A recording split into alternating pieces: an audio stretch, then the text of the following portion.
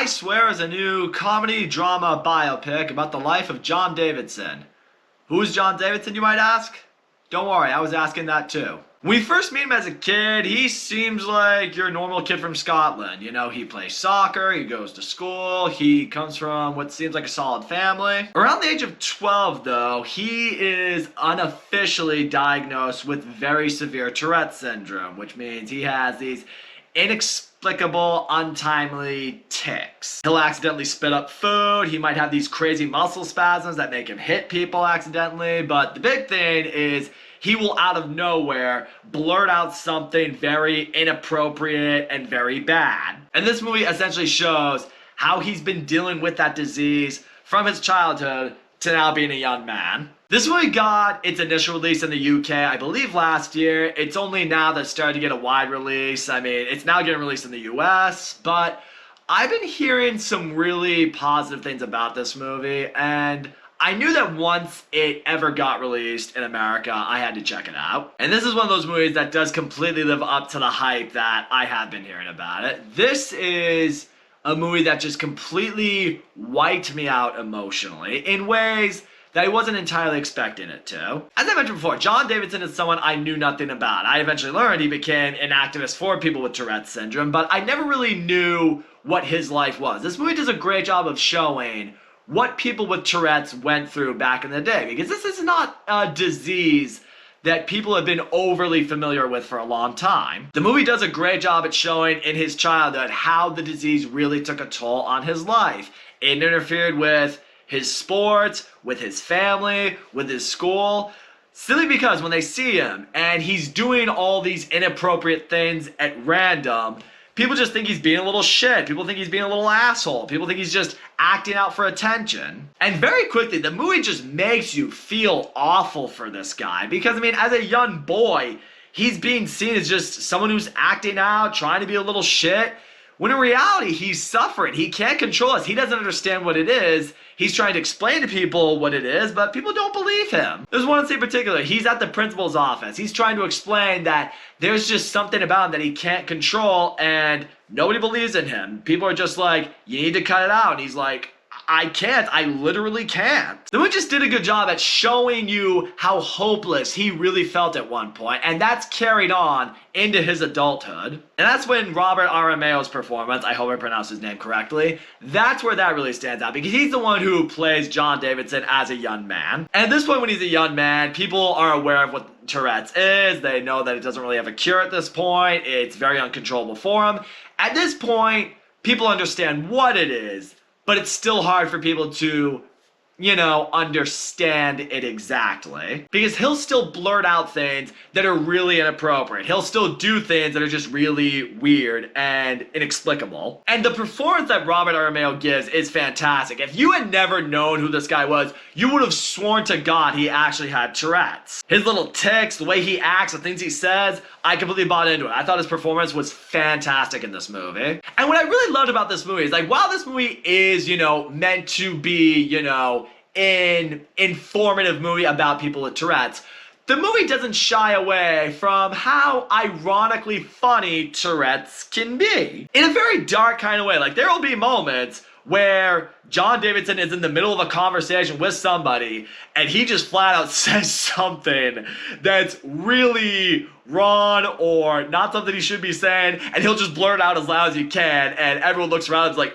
dude, what the fuck? And I can't deny, like, the movie made me laugh. It's like, you almost don't want to laugh because you understand it's a disease and it's maybe not meant to be funny, but you can't help it. Some of the stuff he says was just wild. Like, wild enough in a sense that people who know him understand that he does have a disease, because some of the stuff he says, it's like, yeah, I don't think that's just something you would just decide to say for yourself, because that was pretty out there. But yeah, the movie wasn't afraid to show the really dark side of the humor that can be found in Tourette syndrome, and I appreciated that. But on the other end of that, the movie does also play a little bit into the hopelessness that you do feel for this guy, because there might be fleeting moments where John Davidson might find something to be happy about, to enjoy for himself, whether it's a night out with some friends or spending time with some people or potentially, in trying to find a job. You might think there's finally something there, but his Tourette's will kick in at the wrong time and he'll say something bad that just gets him into trouble.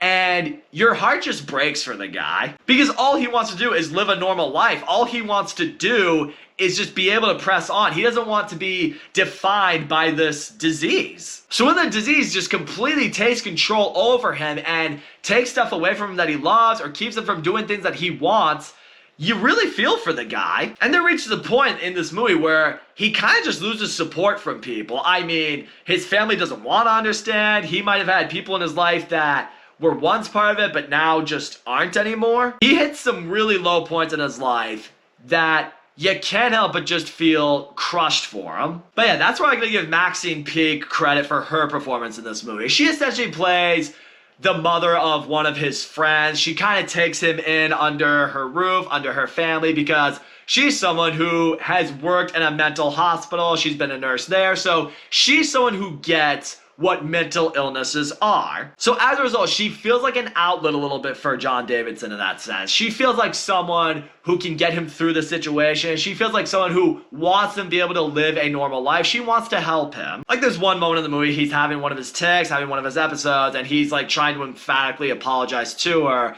but she looks at him and she says, "You don't have to apologize for your condition. It's nothing you can control. It is not your fault. Don't apologize to me for something that you can't handle." And that's where the movie ultimately gives you that level of hope. You see now in John Davidson, it's like, oh, I have someone who understands me. I have someone who's here for me. I don't have to walk on eggshells here. Like, she's just one of those saint human beings that just wants to get him on the right path, and through her, that's where you see his life start to turn around. And that is ultimately the lesson that this movie does really drive home. It's like, don't let whatever you're diagnosed with, don't let whatever you might be hindered by, don't let that hold you back, because it doesn't have to. It kind of goes back to a philosophy that I've just always believed in. It's like victimhood is a mentality. Nobody is a victim. People choose to be victims. It's like you can either be a victim or you can be a survivor, and John Davidson wants to be that survivor. He wants to be someone that doesn't let what he's going through hold him back. Like, yeah, because of Tourette's syndrome, the world is doing everything it can to fucking bring him down and keep him from having a real life. And he goes through a lot of really tough shit that breaks your fucking heart, but he keeps getting up. He keeps pressing forward. He's resilient like that. I love seeing that. And I gotta tell you, when we get to the home stretch of this movie, and he really starts to understand who he is, and he begins to understand his disease, and namely, when he understands that he's not alone in this world with this disease, the movie really, emotionally, it got to me. I'm gonna tell you guys right now, I do not cry to movies very often. I did here. Because there really is a moment in this movie where he not only begins to understand his disease, but he understands how to help others who have it. And he understands how to present others with what they need that he didn't always have. And it just affected me. Like, it felt like in that moment, he's able to be for this group of people he's encountered what he didn't get to have as he was growing up and he was living through this. It's almost like beautifully tragic in that sense. And that's ultimately what you get with I Swear. You get this emotionally resounding biopic that'll make you feel everything. So yeah, all in all, I thought I Swear was fantastic. Robert Aramayo absolutely crushes it in this movie. Maxine Peake, she's also great in here. I loved seeing her provide that support to this guy that he sorely needed. It's a very informative look into a disease that some of us might think we understand, but maybe we didn't understand to its entirety. After this movie, you'll get it. It's a really uplifting, feel-good story about this guy who's diagnosed with something, and he's just trying to make his way through life despite it. The movie's actually hilarious when it wants to be funny. It's able to poke fun at Tourette's in a way that works for us, not afraid to have that little bit of dark humor through it. This movie will break your heart at one point or another. It will put it back together in a sense. You're gonna feel a lot in this movie, I'll tell you that right now. And in the end, this is probably gonna go down as the most emotionally impacting movie I've seen this year. If something else can top this, that's gonna be impressive. I'm imploring you guys right now. I don't know how long this is gonna be in theaters in America, but you gotta check it out while it's in there. I'm gonna give I Swear a 9 out of 10, which absolutely makes this movie wicked awesome.